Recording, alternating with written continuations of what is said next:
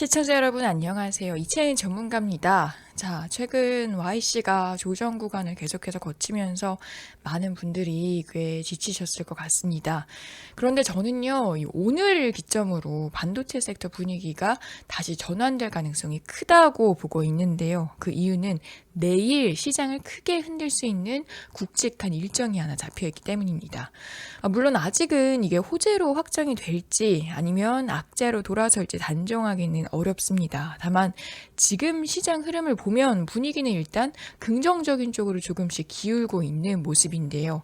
그래서 오늘은 이 반도체 섹터를 반전시켜줄 그 일정이 대체 무엇인지, 그리고 시장이 이에 대해 어떤 판단을 하고 있는지 핵심만 이해하기 쉽게 같이 확인을 해보도록 하겠습니다. 자, 여러분들 이렇게 섹터의 안 좋은 흐름이 길어질수록 분위기를 반전시킬 수 있는 주요 일정과 미국 증시 또 금리 같은 변수는 계속해서 체크를 해줘야 합니다. 그런데 여러분들이 이 혼자 공부를 하면서 전부 이런 걸 하나하나 확인하려면 번거롭잖아요. 그래서 제가 핵심만 뽑아서 이해하시기 쉽게 정리를 해드리고 있습니다. 이 채널 구독과 알림 설정하셔서 놓치시는 일 없으셨으면 좋겠네요. 자, 그럼 가장 먼저 최근 조정부터 좀 정리를 해보겠습니다. 오라클과 브로드컴이 기대에 못 미치는 실적 혹은 시장의 눈높이 부담으로 크게 흔들리면서 AI 거품론이 다시 고개를 들었어요.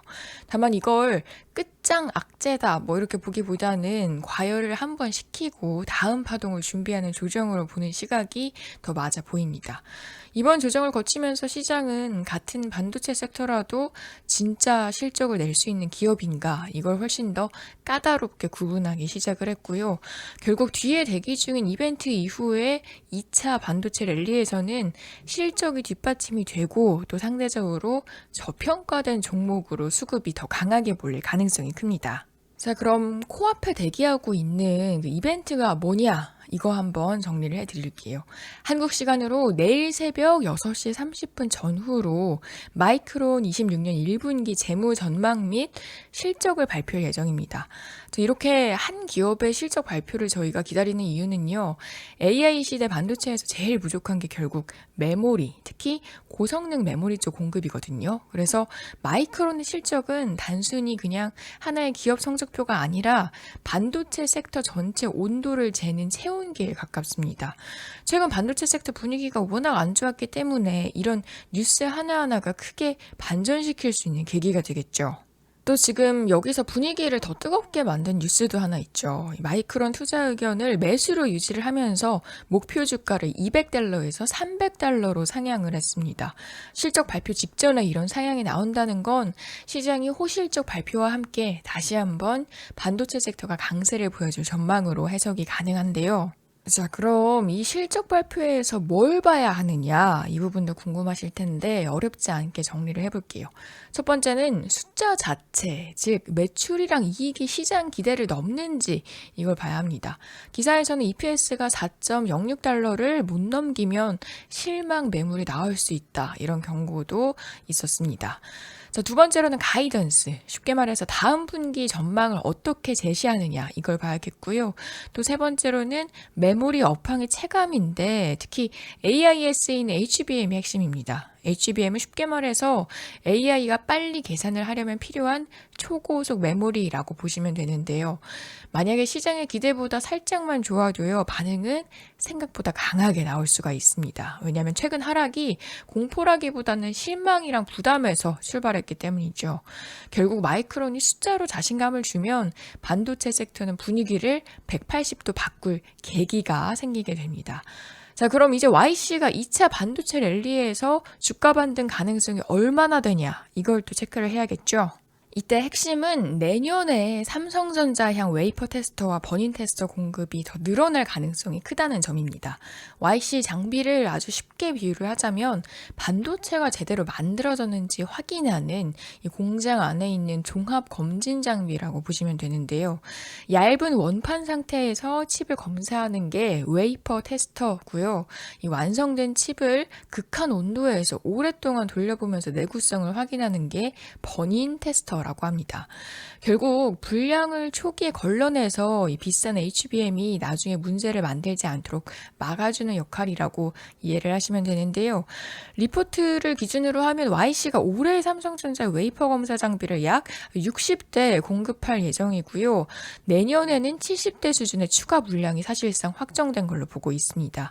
여기에 내년 초 HBM4 관련 테스트가 마무리가 되면 삼성전자 신규 라인에서 버닌 테스터 80에서 100대 추가 발주 가능성도 크다고 보고 있습니다.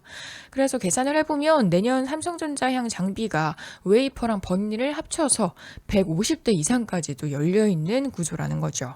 또 다음 포인트는 SK하이닉스 버닌 테스터 시장에 처음으로 진입을 할 수가 있냐 없냐 이 부분입니다. 현재 SK하이닉스는 청주 M15X 라인에 투입할 버닌 테스터 벤더를 두 곳 선정하는 작업을 진행하고 있는데요.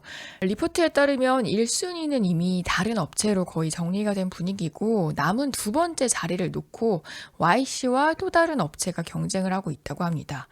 여기서 체크를 할 점이 YC의 장비가 순행식 방식이어서 열 관리나 유지비 측면에서 더 유리하다는 점이에요. 게다가 1순위로 거론이 되는 기존 업체도 순행식이라서 운영이랑 관리 관점에서는 같은 방식으로 통일하는 게 더 편하다 이런 논리가 성립을 합니다. 그래서 리포트는 두 번째 벤더로 YC가 유력 후보라고 보고 있고요. 만약에 실제로 선정이 된다면 장비는 약 50대, 매출로는 약 1,000억 원 규모의 신규 매출이 발생할 수 있다고 추정을 했습니다. 무엇보다 이 시나리오가 성사가 되면 YC 입장에서는 처음으로 SK하이닉스와 거래 레퍼런스가 생긴다는 의미가 큽니다. 즉 고객사가 삼성전자 중심에서 한 단계 더 확장을 하면서 포트폴리오가 한번 레벨업이 되는 거죠. 그리고 SK하이닉스가 내년까지 HBM 설비 투자를 더 확대하겠다는 방향성을 이미 밝혀온 만큼 한번 문이 열리면 이후로도 추가 수주가 이어질 가능성을 완전히 배제하기가 어렵습니다. 자, 이렇게 YC는 내년부터 삼성전자와 SK하이닉스로의 장비 공급이 확대되면서 사상 최대 매출을 전망하고 있는데요. 그래서 지금처럼 하락 조정이 나오더라도 너무 흔들리기보다는 흐름을 버텨내는 전략이 더 중요할 것 같습니다. 게다가 말씀드린 것처럼 당장 내일도 이 반도체 시장 분위기를 크게 흔들 수 있는 이벤트가 되기를 또 하고 있거든요. 여러분들이 놓치지 않도록 제가 바로바로 영상으로 정리해서 말씀을 드리도록 할 테니까요. 채널 구독과 알림 설정 부탁드리겠습니다. 그럼 오늘도 수고 많으셨고요. 저는 다음 영상에서 다시 인사드리도록 하겠습니다. 고맙습니다.